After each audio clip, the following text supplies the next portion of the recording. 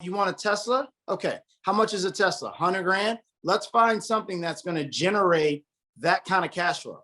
Find me an asset that I can purchase. Find me a business that I can purchase.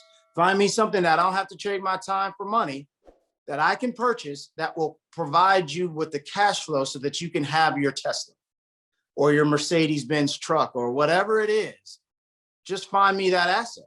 And I think that's the conversation that I'm bringing my son in on. And those are the conversations that I constantly have with everybody, because again, we only have so much time on this planet and so much time in the day. I have to find ways to build my asset portfolio so that it can subsidize what I want in terms of my expenditures.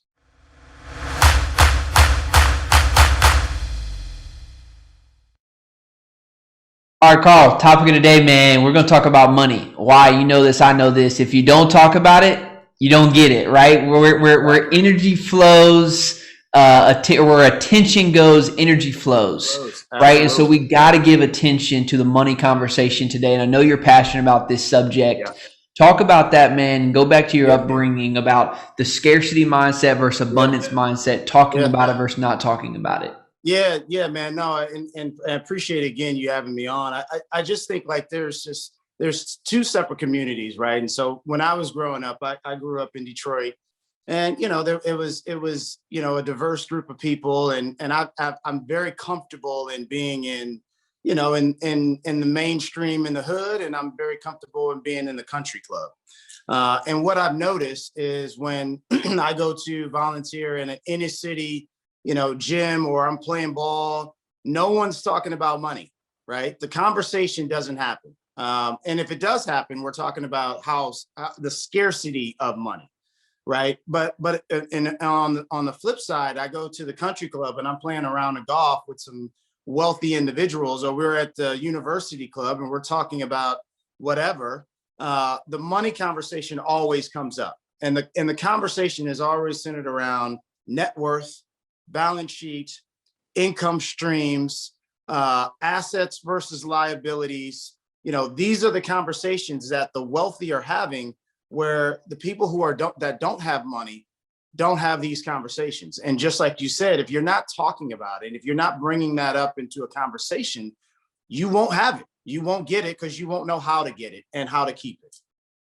So how much? So okay. So I don't want to assume anything here, but my thought is the reason most people don't talk about it or are scared to talk about it is they don't have the education of what to talk about, right? And so when you're ignorant on something, you're scared because you don't want to make mistakes, you don't want to sound stupid. Yes. And it's this cycle of I can't talk about it, I won't talk about it, and that's perpetuated by more and more fear. And again, what's perpetuated by that is less like that scarcity mentality, right? Yes. Which ultimately never leads to this. But you've been fortunate to be in both, right? Where you've kind of you've grown a business, you've invested in real estate, you've been able to find new circles where they're talking about money. So today, Carl, you've mentioned a bunch of things, balance sheet, P&L, like talk to us about the things. I want to know the things that, if we're going to talk about money, what does that mean? We must be talking about it. That's the principle for today. So if we must be talking about money, even if we don't have it, where do we start in the conversation about talking about money? The conversation starts around income, right? How do you make money? And how do you bring value to someone else so that you can make money? Now, a lot of people get stuck in that thing, in that one space. They're trading their time for money, right? And most people stop there because that's what they're accustomed to do. That's what the rest of the world does. The next step, though, is if I can make money changing my time for money, how then do I get that money to grow, right? And so if you follow the recipe of making money, saving money, and investing money, your assets, we talked about this before, and I'll go into a little bit deeper, but your assets then become your assets over time.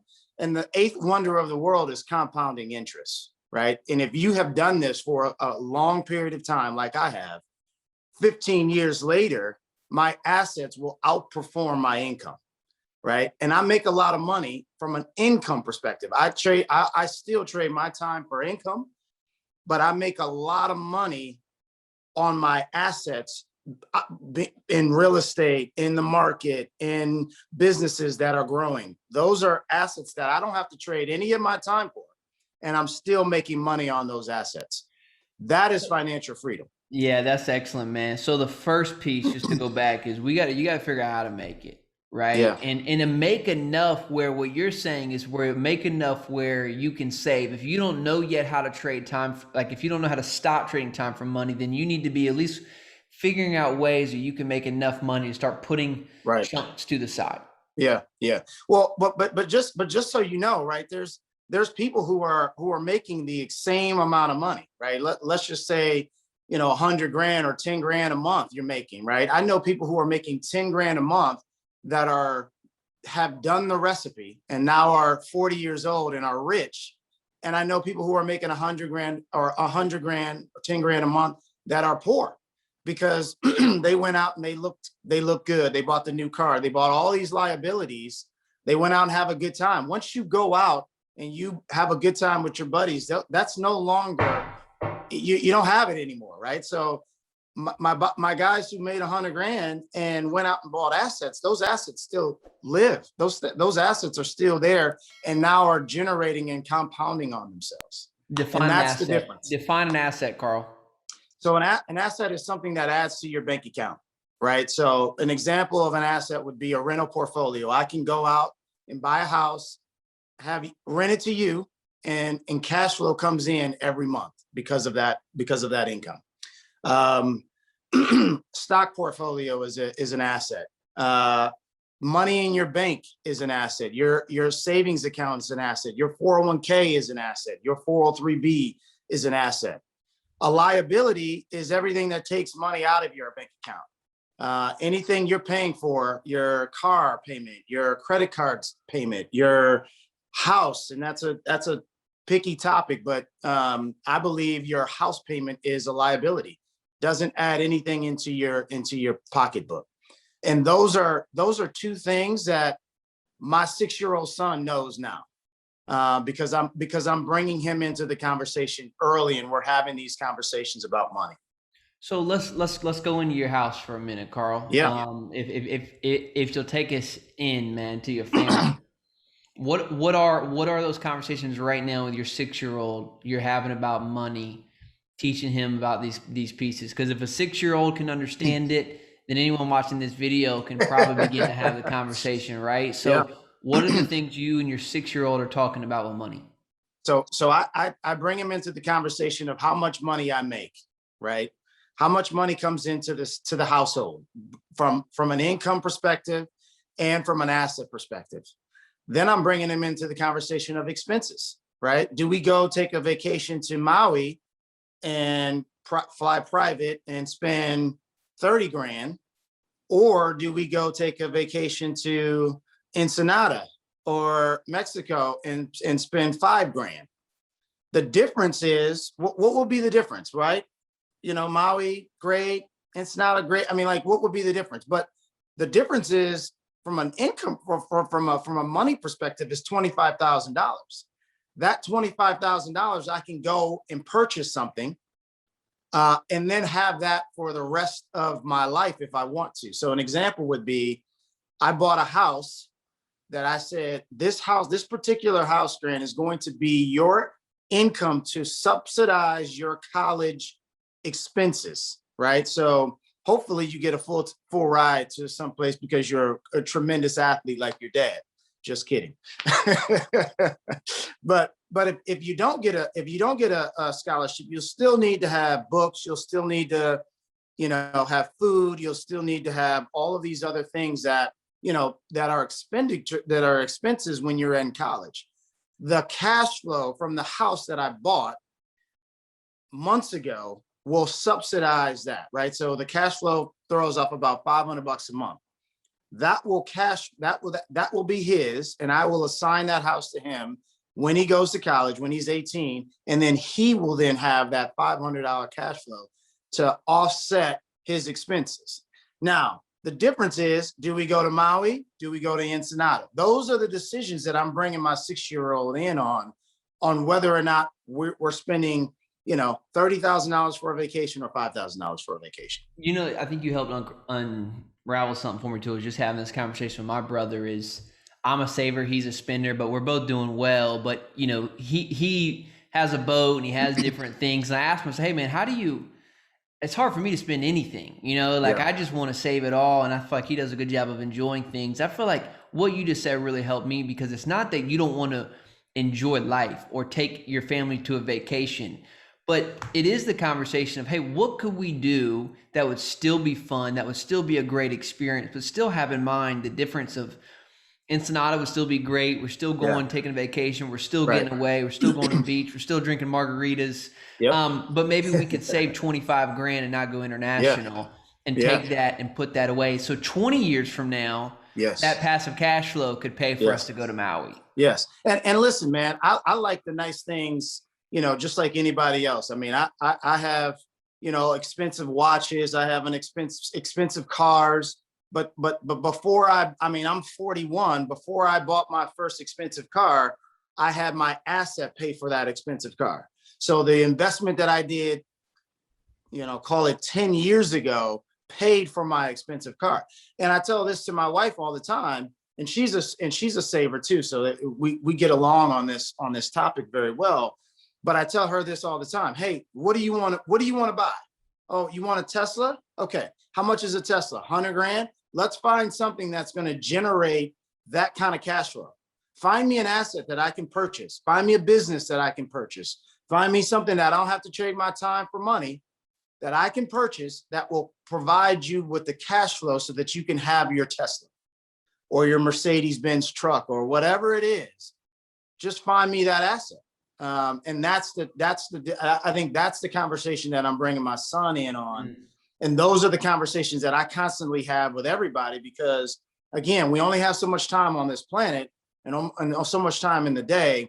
I have to find ways to build my asset portfolio so that it can subsidize what I want in terms of my expenditures. Delayed gratification. You're not saying don't go buy we both know you drive a Maserati, rolling around San Diego. But what you're saying is delayed gratification. How do I buy assets that can eventually use the passive cash flow then to buy the assets, but never taking away from the nut, because the nut is what continues to grow and compound and create more passive cash flow the larger that it gets. Exactly. If I would have bought that Maserati when I was 25, then it would have been a different outcome, right? That Maserati, by now that Maserati would be, it would be 15 years old, right? So it wouldn't be a nice car anymore. I would have to have bought probably 2 or 3 more Maseratis, right? But I delayed it and I bought something that was going to provide income for me. And now it has. And now I took that income and put it in, and now I bought the Maserati, right? That's the thing. That's the financial freedom that I think that everyone is acquiring to try to be. Again, it's personal preference, but once you get to the place where your assets, you don't have to do anything, and your assets are now can sustain a comfortable lifestyle for you, now you're financially free and you can do whatever. And that means financially free in terms of what vacations you have, what house you live in, what neighborhood you live in, what city you live in, what college you go to, all of those things. I don't have to trade my time for money anymore. Carl, last point here. If someone's listening to this video, you talked about investing in assets. What are the things, they can start investing in? And maybe they're not at a point where they can afford a real estate portfolio, like you're saying, and go buy a business. They're not savvy enough to go buy a business and really sit back on that. What was the first steps for you, man, of taking that saved income and investing in assets that are going to pay, long term? What are the beginning steps of this? Yeah, there was a quote that I read probably 10 years ago, and it said, "Don't wait to buy real estate and wait." Right? Because 9 times out of 10, that real estate is going to go up in value. And I use this example all the time. If I go into Bank of America and I say, hey, I need $1 million, and I'm going to take that $1 million and I'm going to go put it in your stock, Bank of America stock, they will laugh me out of the bank. But if I go into that same bank and that same business person in the bank and say, hey, I need $1 million, I'm going to go buy a piece of real estate, they will be tripping over themselves to give me $1 million too, right? And at a 3-4% interest rate, right? So, and it doesn't mean you have to go and ask for $1 million. You can go in with a $20,000 investment, a $10,000 investment. You can go buy a $50,000 house right now. There's $50,000 houses across the country. Now, in California, that doesn't buy you a plant, but in the Midwest, where most of my portfolio is, that can buy you a $50,000 house. That can buy you a $70,000 house. And that $70,000 house can provide you with $150, $200 of monthly income. And over time, you kind of do rinse and repeat, right? I mean, you can either try to pay that house off, or you can, after time, you can pull the money out of that house and go buy another one and keep doing that. And then next thing you know, 10, 15 years later, you've got a rental portfolio that is that provides significant income to your bottom line. If you would like to see future videos about how to invest in real estate out of state, make sure you leave a comment below. I think that's a future video that needs to come, Carl, about how you set up a portfolio out of state. I think that would be tremendous value. If that's something you're wanting, make sure you like, comment below, and we'll be creating more content like this. Carl, excellent stuff, man. I just want to recap how to make it, how to save it, how to invest it, right? And the goal is that your assets over time begin to replace your income, and never spend buy liabilities, the cars, the watches, the clothes, with anything else than passive income, if you can help it. Now, of course, you got to buy food, you got to buy clothes early on, but we're talking about the luxury. You want the delayed gratification. Focus on growing the nut, building the passive income, and once you got the passive income coming in, enjoy it.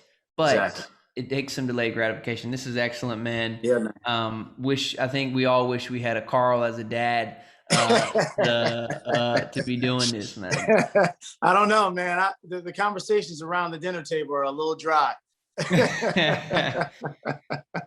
All right, we're gonna appreciate this. Hey, if you enjoyed this, make sure you let us know. Let us know your favorite topics, and we'll create more content around this. Carl, thanks again, brother. Yeah, man. Thank you.